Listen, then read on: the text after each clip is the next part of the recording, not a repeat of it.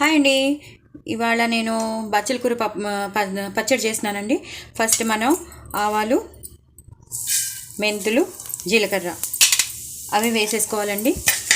నూనె బాగా వేగుంది, అన్నీ ఫటాఫట్ అయిపోతాయండి, ఫాస్ట్గా చేసేసుకోవచ్చు. అలాగే నువ్వులు, ధనియాలు, ఆవాలు, జీలకర్ర, మెంతులు, నువ్వులు, ధనియాలు ఇవి బాగా వేయించాలండి. ఇవి బాగా వేగుతూ ఉన్నప్పుడే ఎండుమిరపకాయలు వేసేసుకోవాలి. చాలా టేస్టీగా ఉంటుందండి. మీరందరూ తప్పకుండా ట్రై చేయండి. నా ఛానల్ని సబ్స్క్రైబ్ చేసుకోండి. నా ఛానల్ని సబ్స్క్రైబ్ చేసుకుని సపోర్ట్ చేయండి. నేను 1000 సబ్స్క్రైబర్స్కి దగ్గరలో ఉన్నాను. సో మీరందరూ సపోర్ట్ చేస్తేనే నాకు ఏదైనా అవుతుంది. మీరు సపోర్ట్ చేస్తే నేను 1000 సబ్స్క్రైబర్స్కి నేను రీచ్ అవ్వగలుగుతాను. సో ఇది బాగా వేగిపోయండి. ఈ టైంలోనే మనం ఇంగు వేసేసుకోవాలి. ఆవాలు, మెంతులు, జీలకర్ర, ఎండుమిరపకాయలు, నువ్వులు, ధనియాలు వేసేసి బాగా, కొంచెం పచ్చడి కాబట్టి ఎక్కువ పడుతుందండి ఇంగువ, అది కూడా వేసేసుకున్నాక అప్పుడు మనం రెడీగా పెట్టుకున్న కొన్ని వెల్లుల్లిపాయలు వేయాలి. అలాగే తరిగి పెట్టుకున్న ఉల్లిపాయలు వేయాలి. ఇవన్నీ కలిపి ఒకటేసారి మనం పచ్చడి చేసేసుకోవచ్చండి. అన్నీ ఒకటేసారి కలిపి పచ్చడి అయిపోతుంది, నో ప్రాబ్లం. అలాగే పచ్చిమిరపకాయలు వేయాలి. ఎక్కువ పచ్చిమిరపకాయలు వేసుకోవాలండి. దీనికి చాలా పచ్చిమిరపకాయలు పడతాయి, ఎందుకంటే ఎండుకారం చాలా తక్కువ వేస్తాము ఇందులో, అంత పచ్చిమిరపకాయలతోనే ఉంటుంది. వెల్లుల్లిపాయలు తప్పకుండా వేసుకోండి.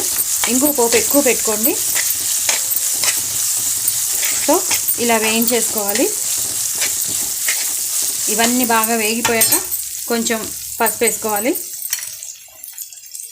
అది కూడా వేగిపోయాక కొంచెం వేగాలండి. ఇలా బాగా వేగిపోవాలన్నమాట. ఆవాలు, జీలకర్ర, ఎండుమిరపకాయలు, నువ్వులు, ధనియాలు ఎలాగో వేగిపోయాయి. వెల్లుల్లిపాయలు కూడా వేగిపోయాయి. సో పచ్చిమిరపకాయలు కూడా బాగా వేగిపోయాయి. నేను కొంచెం హైలో పెట్టుకుంటాను, మీడియంలో పెట్టుకుంటాను, సో దట్ తొందరగా అయిపోతుంది. మరీ క్రిస్పీగా బాగా వేగిపోవాలని రూల్ లేదండి. ఇలా వేగితే చాలు. ఇలా వేగిపోయినప్పుడు మనం బచ్చల కూరని, మా ఇంట్లో బచ్చల కూర అండి, మా ఇంట్లో బచ్చల కూరని ఇలా కోసాను. కోసి ఇలా వేసేయాలి. మనకి తగినంత మన ఆకుకూరని బట్టి మనం ఇంగ్రీడియంట్స్ యాడ్ చేసుకుంటూ పోవాలి. ఇలా వేసేసుకోవాలండి అన్నీ. బచ్చల కూరను కూడా ఇందులో వేసేసుకుని మనం గ్రైండర్లో గ్రైండ్ చేసేసుకోవచ్చు. అలాగే చింతపండు, నానబెట్టుకున్న చింతపండు, ఇది కూడా ఇలా వేసేసుకోవాలి. మొత్తం అంతా ఇందులో వేసేసుకుని మనం గ్రైండ్ చేసేసుకోవడమేనండి. ఇది కూడా వేసేసుకున్నాక ఇది బాగా మగ్గిపోతూ ఉంటుంది. నేను అందుకే హైలో పెట్టాను. బచ్చల కూర బాగా దగ్గరికి వచ్చేస్తుంది. ఈ టైంలోనే నేను ఎప్పుడు చేసి పెట్టుకునే ఆవాలు, మెంతుల పౌడర్ కొంచెం, ఇందాక మనం అక్కడ వేసాం కాబట్టి ఇక్కడ కొంచెమే వేస్తున్నాను. అలాగే పచ్చడి కాబట్టి ఈ మాత్రం ఉప్పు ఉంటుంది, అంటే 2 to 2.5 స్పూన్స్ ఉప్పు అండి. అలాగే నేను కొంచెమే వేస్తానని చెప్పాను కదా కారం, అందుకే కొంచెమే వేస్తున్నాను. సో ఇదంతా కలిపేసుకోవాలండి. హైలో పెట్టుకుని దగ్గరికి వచ్చేలా చేసుకోవాలి. చాలా చాలా బాగుంటుందండి. చాలా అంటే చాలా బాగుంటుంది. మీరందరూ తప్పకుండా ట్రై చేయండి. నా ఛానల్ని సబ్స్క్రైబ్ చేసుకోండి. ఇది చపాతీలోకి, దోశల్లోకి, అన్నిటిలోకి బాగుంటుంది. అన్నంలోకి అయితే ఇంకా చెప్పక్కర్లేదు. లాస్ట్లో నేను ఇవన్నీ గ్రైండ్ చేసేసాక మళ్ళీ అప్పుడు నేను ఉల్లిపాయలతోనూ గార్నిష్ చేస్తానన్నమాట. లాస్ట్లో తరిగిన ఉల్లిపాయలు వేసేసి నేను గార్నిష్ చేస్తాను. ఇది మాత్రం దగ్గరికి వచ్చేసేయాలి. బచ్చల కూర అంతా దగ్గరికి రావాలి. వెల్లుల్లిపాయలు ఇంకొన్ని దాచిపెట్టుకున్నాను. గ్రైండ్ చేసేటప్పుడు పచ్చి వెల్లుల్లిపాయలు ఇంకొకసారి వేస్తానన్నమాట. పచ్చడి అంతా గ్రైండ్ అయిపోయాక అప్పుడు నేను ఉల్లిపాయ ముక్కలు, సన్నగా తరిగి పెట్టుకున్న ఉల్లిపాయ ముక్కలు ఇందులో వేసేస్తాను అన్నమాట. సో ఇది మాత్రం దగ్గరికి వచ్చేస్తుంది. అంతా దగ్గర అయిపోయింది. బచ్చల కూర కూడా దగ్గరగా అయిపోయింది. సో నువ్వులు, ధనియాలు ఇవన్నీ దగ్గరగా వచ్చేసాయి, అంటే దీంట్లో కలిసిపోయాయి.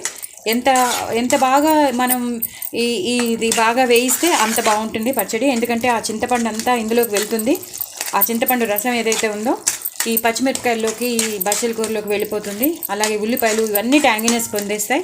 మనం ఎక్కువే చింతపండు వేసాం, ఎందుకంటే పుల్లగా ఉండాలని. ఇంచుమించు ఇది గోంగూర పచ్చడిలాగే ఉంటుందండి, చాలా బాగుంటుంది. సో అయిపోయిందండి. దీన్ని బంద్ చేసి చల్లారాక గ్రైండ్ చేసుకోవాలి. నేను మళ్ళీ మీకు అప్పుడు చూపిస్తాను. సో చూసారండి, ఇలా పచ్చడి అయిపోయిందండి. నేను గ్రైండ్ చేసేసాను. గ్రైండ్ చేసేటప్పుడు నేను కొన్ని వెల్లుల్లిపాయలు వేస్తానని చెప్పాను కదా, కొన్ని వెల్లుల్లిపాయలు వేసాను. ఇందాక పోపులో కూడా వేసాను. అలాగే ఇప్పుడు నేను గ్రైండ్ చేసేటప్పుడు కూడా నేను ఉల్లిపాయలు వేసాను. సో ఇప్పుడు నేను ఇలా గార్నిష్ చేసి పెట్టుకున్నాను. చూసారు ఎంత బాగా వచ్చిందో. ఇలా గార్నిష్ చేసుకోవాలి. సన్నగా తరిగిన